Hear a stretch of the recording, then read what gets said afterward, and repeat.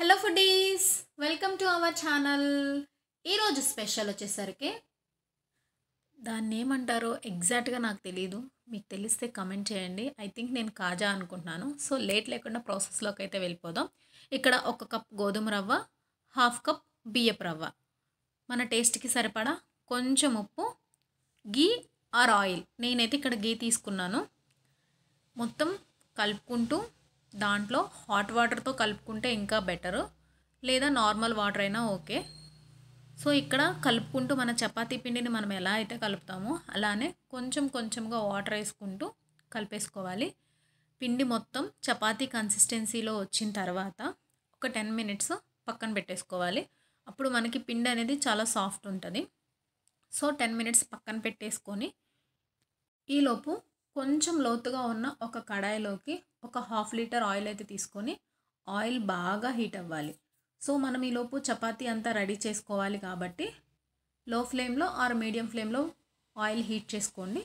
ఈలోపు చపాతీ మొత్తాన్ని చిన్న చిన్న ఉండలుగా చేసుకొని దాన్ని రెక్టాంగిల్ షేప్లో చేసుకొని, ఇక్కడ నేను వీడియోలో ఎలా అయితే చూపిస్తున్నానో ఎక్కువ ప్రెషర్ పెట్టకండి. మరీ పల్చగా కాదు, నార్మల్గా, మరీ థిక్గా కాదు, మరీ పల్చగా కాదు, నార్మల్ మన చపాతీ ఎలా అంటే ఉంటుందో అలా చేసుకొని నేను వీడియోలో ఎలా అయితే చూపిస్తున్నానో అలా మధ్యలో ఘాట్లు పెట్టేసుకోండి.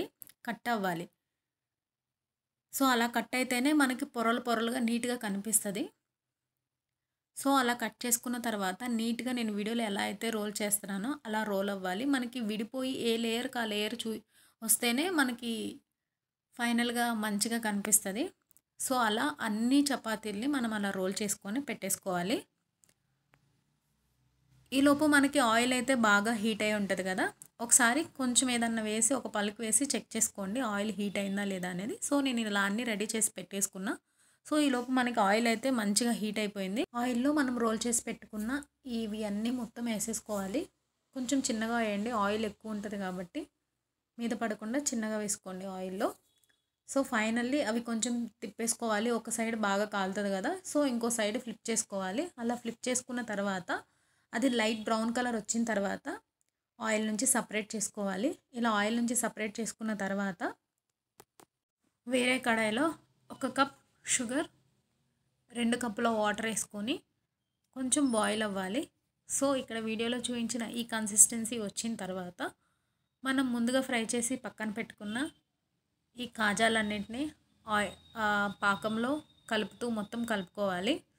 ఒకవేళ మీకు గట్టి పాకం కావాలి అని అనుకుంటే కనుక గట్టిగా అయ్యేంత వరకు ఉండి తర్వాత ఇవి యాడ్ చేసుకోవచ్చు. నాకు ఇక్కడ లైట్ పాకం సరిపోతుంది కాబట్టి సో నేను ఈ కన్సిస్టెన్సీలో ఉన్నప్పుడే పాకంలో ముంచేసి పక్కన సపరేట్ చేసుకున్నాను. సో అంతేనండి, చాలా సింపుల్గా 10 మినిట్స్ రెసిపీ అండి ఇది. నెక్స్ట్ టైం ఎప్పుడైనా బోర్ కొట్టినప్పుడు ఇలా ఒకసారి ట్రై చేయండి. మీకు టేస్ట్ అయితే నచ్చుతుంది. I hope. Thanks for watching. Please subscribe.